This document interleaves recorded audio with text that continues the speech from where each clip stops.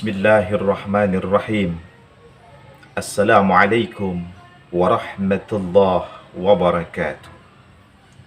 Alhamdulillahilladzi ilaina huwal mustaqa wa antal musta'an.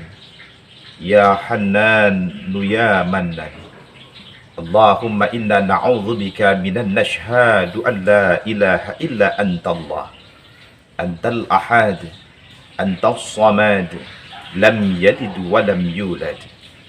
Allahumma salli wa sallim ala sayyidina Muhammadin wa ala alihi wa ashabihi wa barik wa sallim ajma'in wa ba'd. Subhanaka la ilma lana illa ma 'allamtana innaka antal alimul hakim. Rabbi shrah li sadri wa yassir li amri wahlul 'uqdatam min lisani yafqahu qawli. Shadaqallahul azim.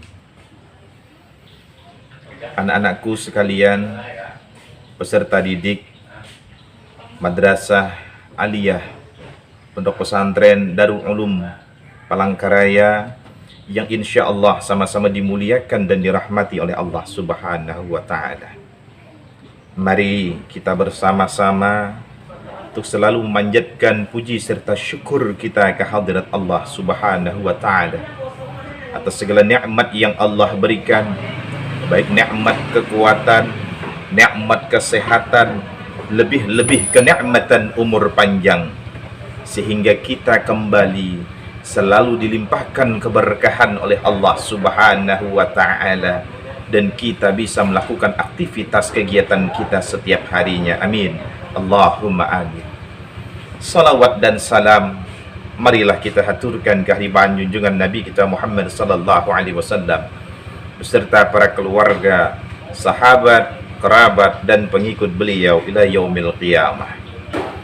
Anak-anakku sekalian peserta didik yang dimuliakan Allah Subhanahu wa Ta'ala, alhamdulillah pada pagi Jumat ini kita akan melaksanakan kajian-kajian keislaman yang mana pada hari ini saya akan sampaikan berkenaan dengan ciri orang yang bahagia di dalam kehidupannya di dunia. Dalam kitab Tanbihul Ghafilin disebutkan, inna alamatis sa'adah ihdal asyarata hilsah. Ada 11 tanda orang yang bahagia dalam kehidupannya. Dan kita yakin semua pasti pengen bahagia. Gak ada manusia itu yang gak pengen dengan kebahagiaannya. Apa 11 tanda ini? Yang pertama adalah ayyakuna zahidan fid dunya ragiban fil akhirah. Apa maksudnya? Kita bersikap zuhud di dunia guna mempersiapkan kehidupan kita yang lebih baik nantinya pada alam akhirat. Anak-anakku sekalian yang dimuliakan Allah, mungkin istilah zuhud terdengar asing di telinga kita. Kalau kata orang Banjar, mungkin kenalnya dengan istilah juhud. Kalau juhud dalam bahasa Banjar itu kan artinya menarik. Kalau zuhud ini dalam kajian ilmu tasawuf adalah meninggalkan daripada kehidupan dunia untuk mempersiapkan bekal amal pada alam akhirat. Lalu bagaimana kita bersikap zuhud di dunia untuk mempersiapkan amal kita nanti pada alam akhirat?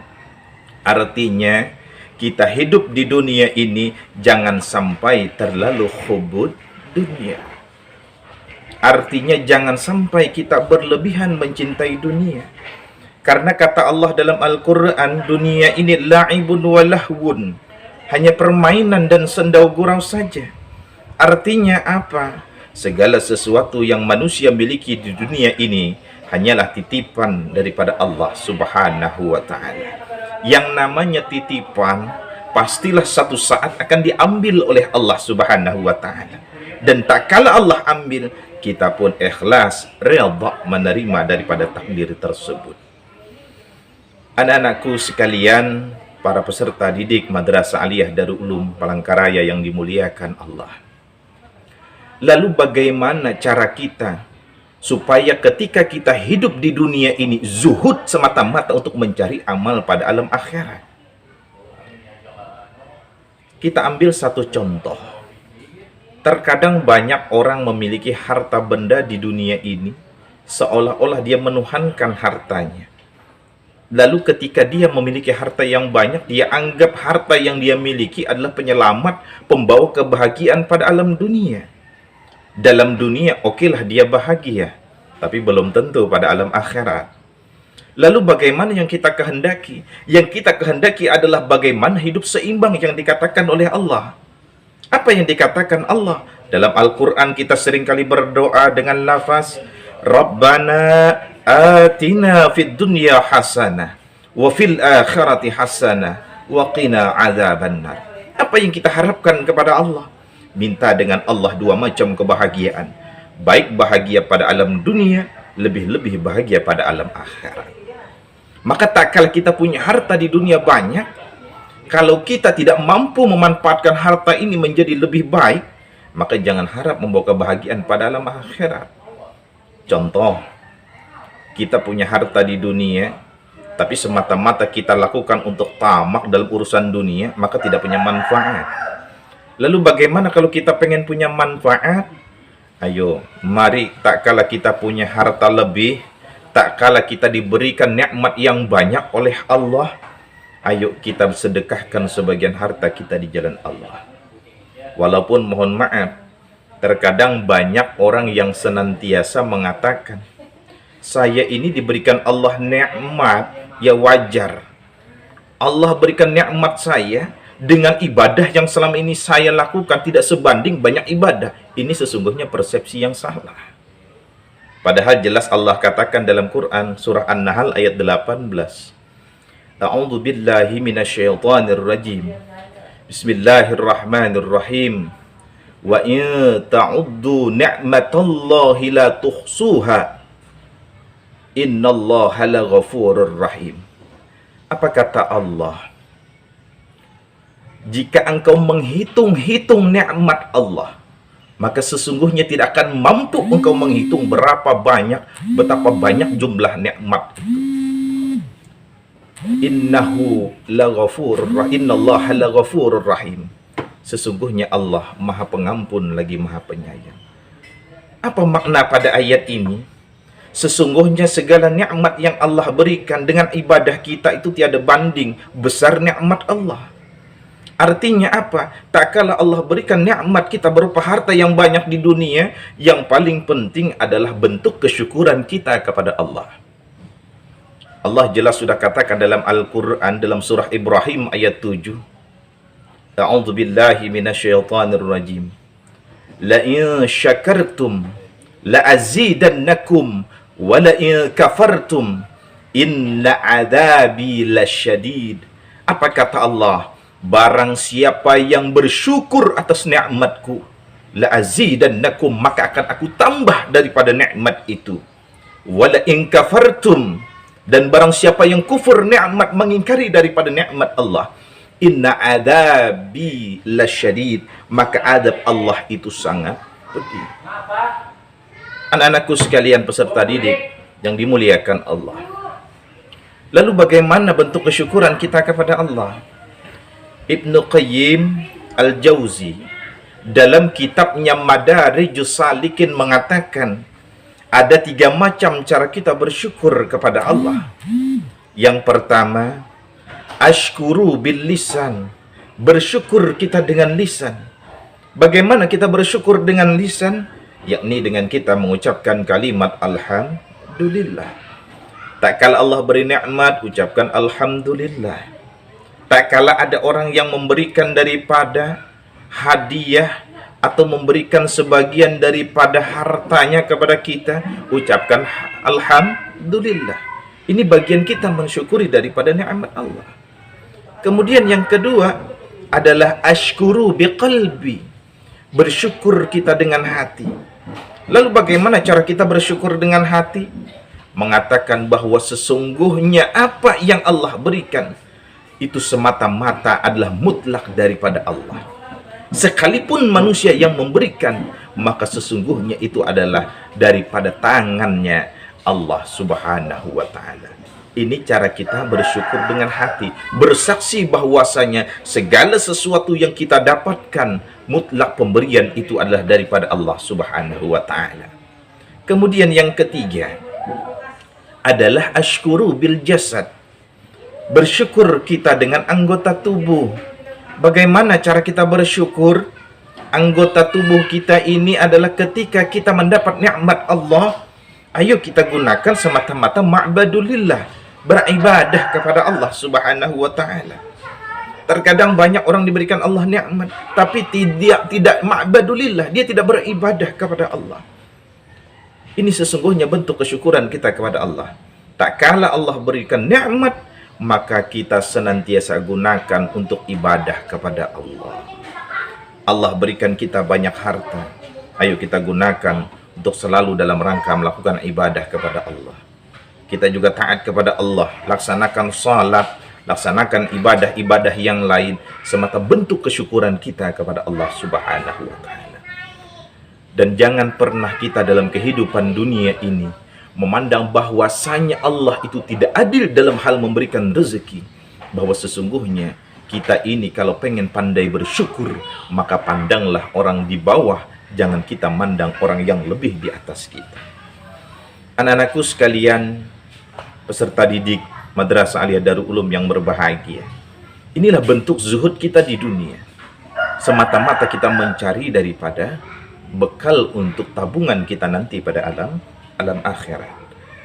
Kemudian yang kedua, ciri orang yang bahagia dalam kehidupannya adalah antakuna himmatul ibadah wa tilawatil Qur'an. Hendaklah kita semangat di dalam beribadah, wa tilawatil Qur'an, dan senantiasa kita membaca, mengamalkan Al-Qur'anul Karim. Lalu bagaimana kita memunculkan himmatul ibadah? Semangat kita dalam ibadah, memang memunculkan semangat dalam ibadah itu enggak gampang. Kalian bisa lihat sendiri, tak kala di sekolah, tak kala di madrasah, kadang-kadang disuruh sholat saja, mohon maaf, uring-uringan.